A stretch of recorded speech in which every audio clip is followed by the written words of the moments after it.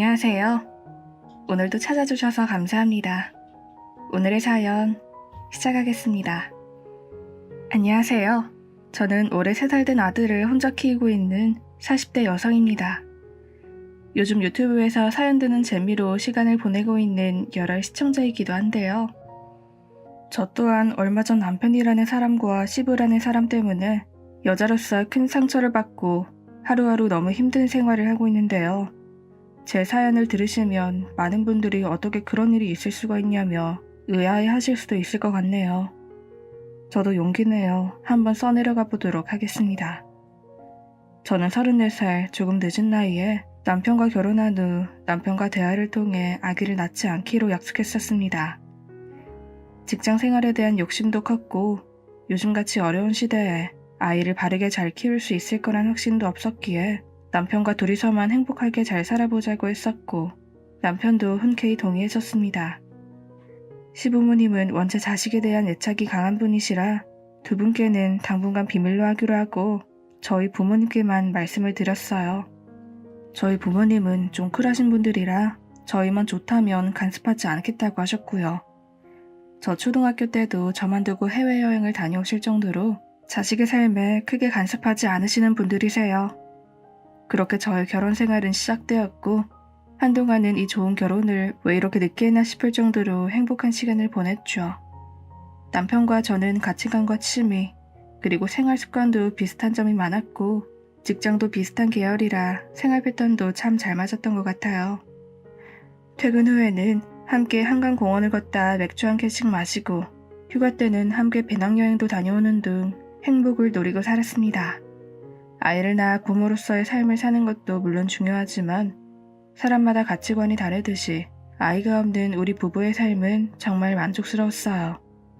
그렇게 몇 년의 시간이 흐른 후 남편도 저도 30대 후반의 나이가 되었는데 그 전까지는 저희 부부의 일에 이런저런 말씀이 없으셨던 시부모님이 아이 이야기를 꺼내시더군요. 두 분 모두 손주를 애타게 기다리시는 건 알고 있었지만 굳이 먼저 아이를 갖지 않겠다는 말씀을 드리기는 어려워 미루고 있었는데 올 것이 온 거죠. 남편이 먼저 두 분을 찾아뵙고 말씀을 드렸습니다. 저희 부부가 서로 동의해서 아이를 갖지 않기로 했다고 말이죠. 시아버님께서는 정말 대노하시며 남편의 뺨을 후려치셨다고 해요. 군인 출신이시라 워낙에 보수적이시고 강성이신 시아버님이 어릴 적부터 너무 무서워 아버님께 한 번도 대들어본 적도 없었다는데 어머님도 아이는 반드시 낳아야 한다며 노발대발하셨다고 하더군요. 그 얘기를 들은 저도 두 분께 찾아가 저희의 생각을 말씀드렸지만 두 분은 꿈쩍도 하지 않으셨어요. 아가, 요즘 젊은 사람들 즐기고 살고자 하는 마음 모르는 반 아니지만 우리도 아들이라곤 네 남편 하나밖에 없는데 그럼 이 늙은이들은 손주 하나도 안아보지 못하고 죽으라는 말이네? 네 남편도 어릴 적부터 아이들을 얼마나 좋아했는데 항상 손주 빨리 안겨주겠다고 호언장담하던 놈이야 이놈이. 알고 보니 남편은 속으로는 아이를 너무 원했었지만 제가 너무 완강해 제 의견에 따라준 거였어요. 생각해보니 요즘 들어 지나가는 아이들을 보면 눈을 떼지 못하고 한참을 바라보던 남편의 모습이 떠올라 너무 미안하더군요. 제가 너무 제 생각만 한 것 같아 남편에게 너무 미안하고 남편이 캠핑이나 스포츠를 좋아해서 아들을 낳으면 함께 즐길 수도 있을 것 같아 마음을 고쳐먹고 아이를 갖기로 했습니다.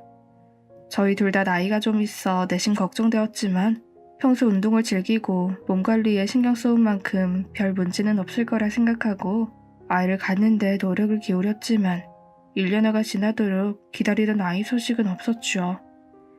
마음은 조급해져갔고 산부인과 진단을 받았지만 남편의 정자 활동성이 좀 부족해서 자연임신은 조금 어려울 것 같다고 하더군요. 저는 어쩔 수 없지 않냐며 남편을 다독였지만 남편은 그 모든 게 자신의 탓인 양 심하게 자책하더라고요. 여보, 미안해. 당신이 정말 힘든 결정을 해줬는데 내가 부족해서 이런 결과가 나오네. 정말 미안해. 아이가 생기기를 간절히 바랬던 남편이 좌절하는 모습을 보니 제 마음도 찢어질 듯 아파왔습니다. 의사 선생님은 제 난자가 매우 건강하니 남편의 정자를 냉동해서 시험관 시술을 하면 임신 확률이 높아질 수 있다고 하시더군요. 시험관 시술이 비용도 많이 들고 굉장히 힘든 과정이라는 걸 잘 알고 있었지만 제 남편의 간절한 바람을 저버릴 수는 없었습니다. 그렇게 저희 부부는 시험관 시술을 진행했지만 그것 또한 쉽지 않았습니다. 어렵게 착상이 된 아이는 2번이나 자연유산이 되어버렸고 저와 남편은 점점 지쳐만 갔습니다. 내가 아이를 간절히 원하지 않아서 하나님이 선물을 주지 않으시는 건가? 제 스스로를 자책도 해보면서 시어머님 따라 절에 기도도 다녀보았지만 기다리는 소식은 오지 않았죠. 그렇게 시험관 시술을 시도한 지 3년이라는 시간이 흘렀고 간절히 기도해온 보람이 있는지 저와 남편은 마침내 소중한 생명을 안을 수 있었습니다. 기뻐하던 남편의 모습을 보며 이제 정말 행복하기만 할 줄 알았습니다.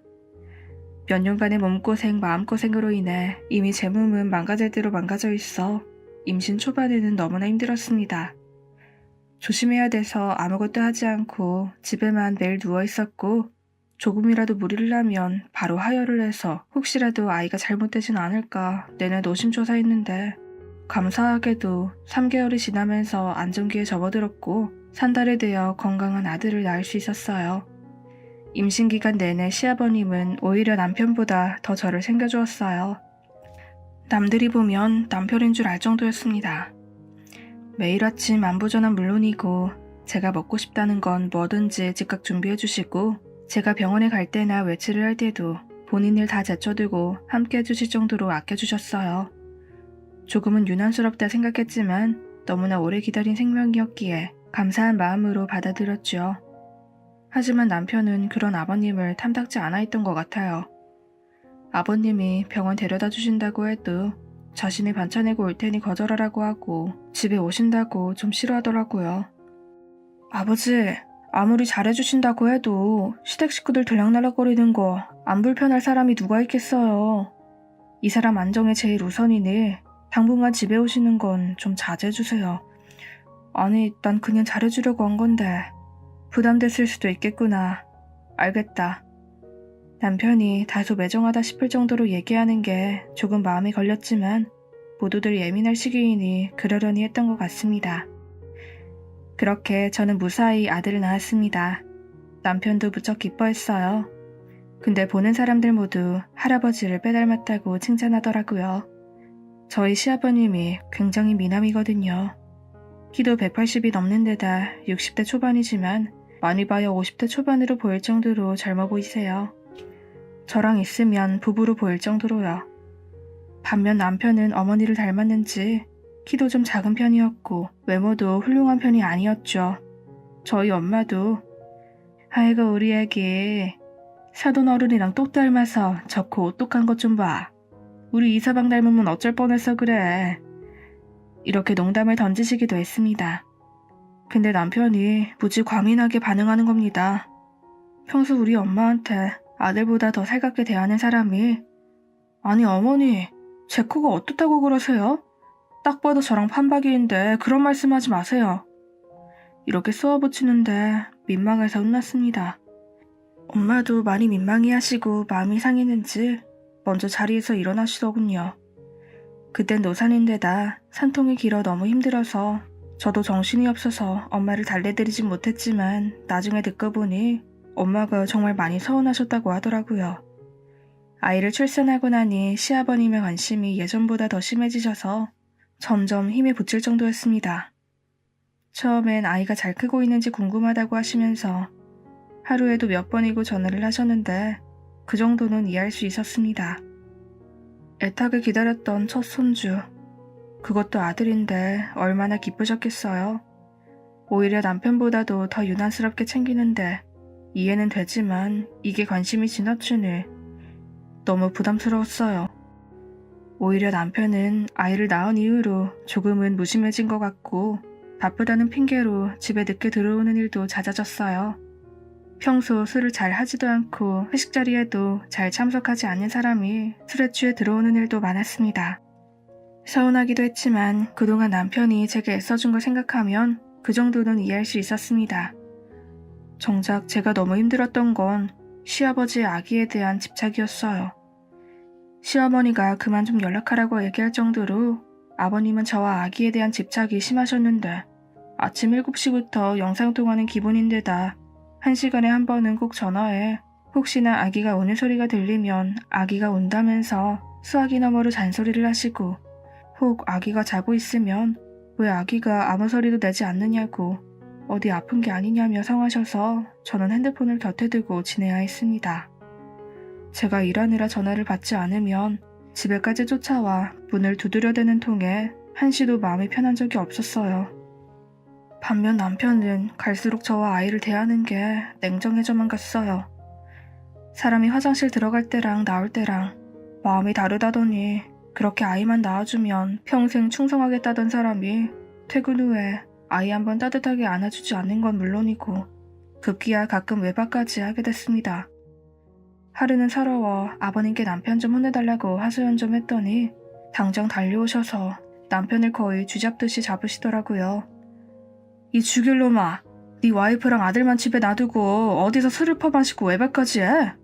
그러다 애라도 아프면 어쩔 거야 이놈의 자식아. 전 그저 매일 전화하시기에 남편이 요즘 외박도 한다고 조금 하소연했을 뿐인데 이렇게까지 남편을 죽일 듯이 혼내시니 저도 많이 당황했었습니다. 하지만 남편의 반응은 더 놀라웠어요.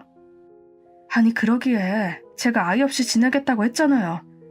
이게 다 아버지가 아들 낳으라고 강요하셔서 그런 거 아니에요. 그렇게 좋으시면 아버지가 아빠시던가요. 어떻게 저를 앞에 두고 그런 말을 할 수 있을까요? 너무나 서러워서 그냥 주저앉아 펑펑 울어버렸습니다. 그때도 저를 안아주신 건 아버님이었어요.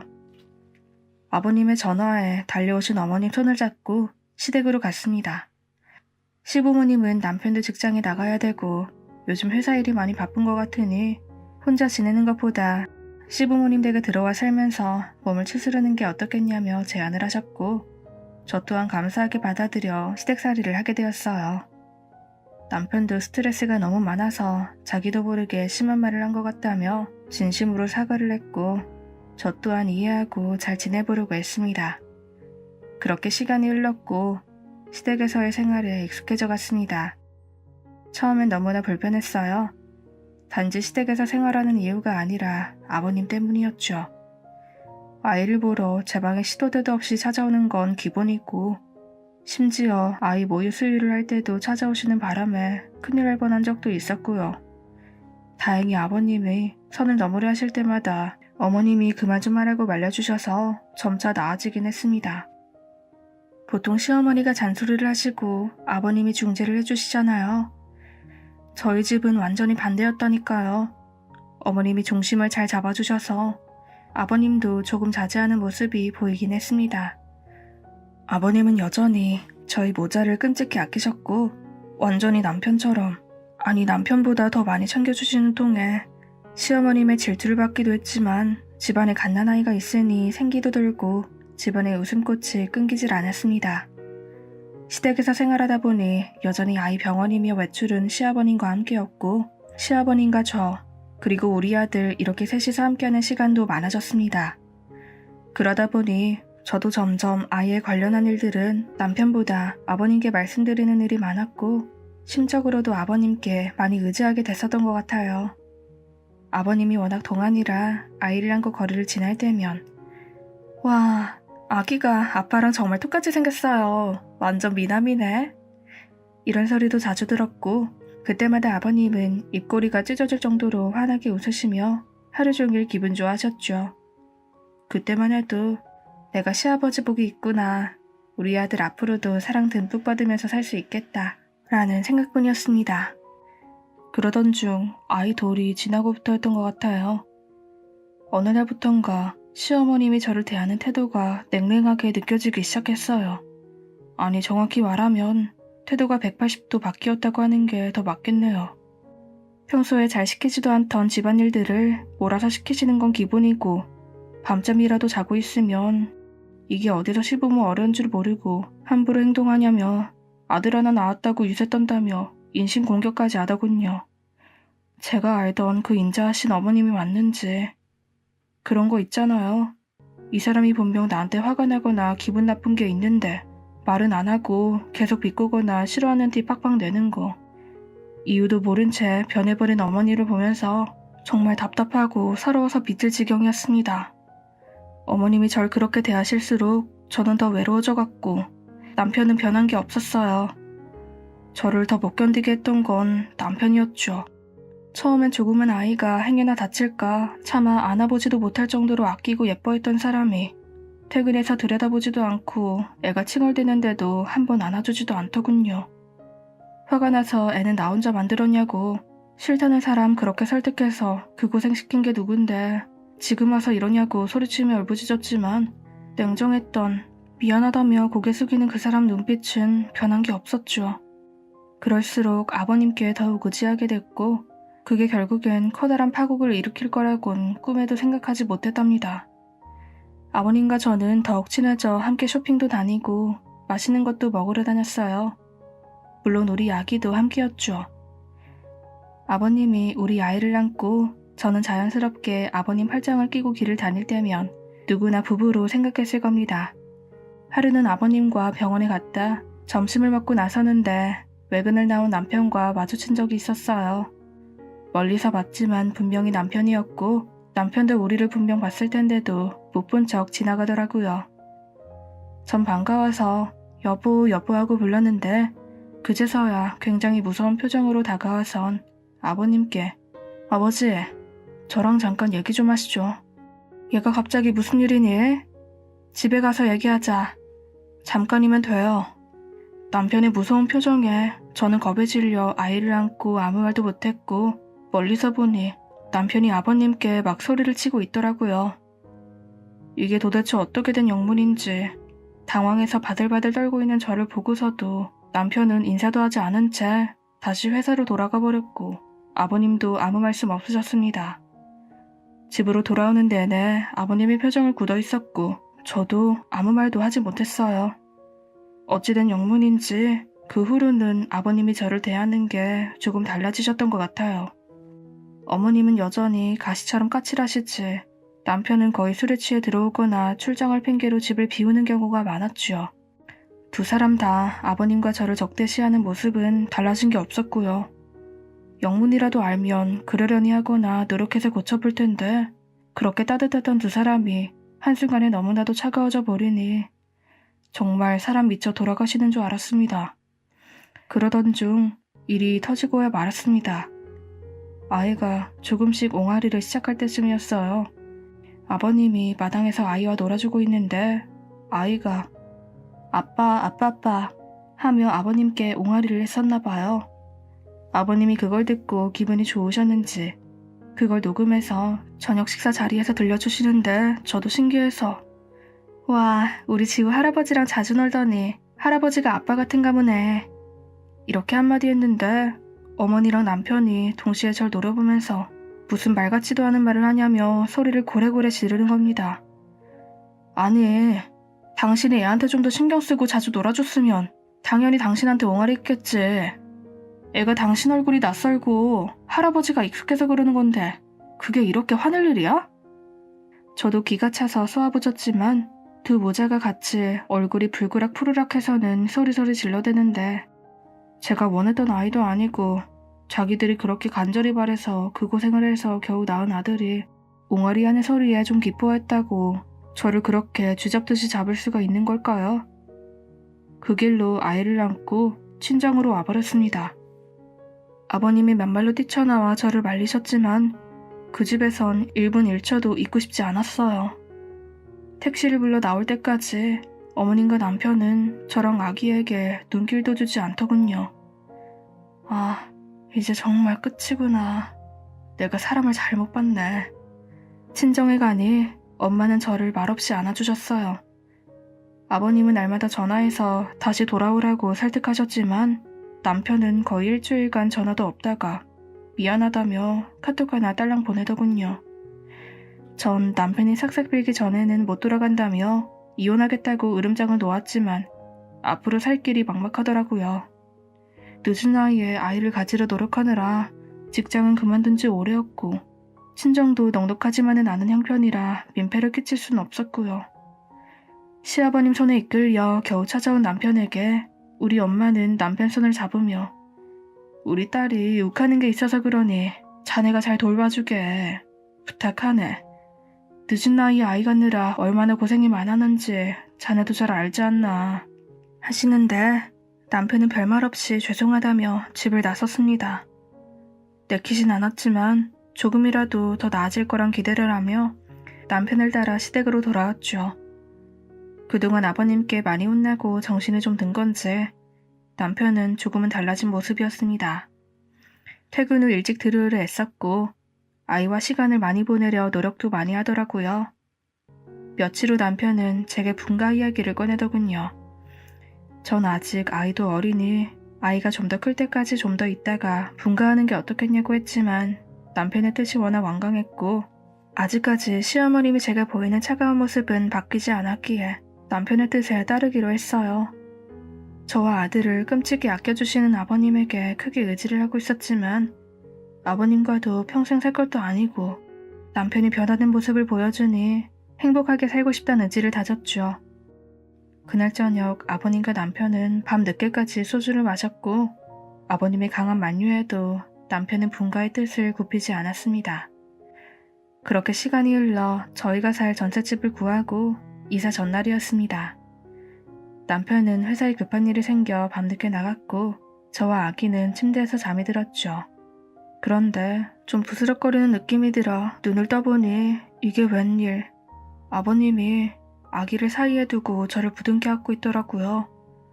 소스라치게 놀란 저는 깍 소리를 질렀고 마침 집에 들어왔던 남편이 방에 들어와 아버님 멱살을 끌고 밖으로 나갔습니다. 아니, 아무리 그래도 아버지 멱살을 잡는 아들이라뇨.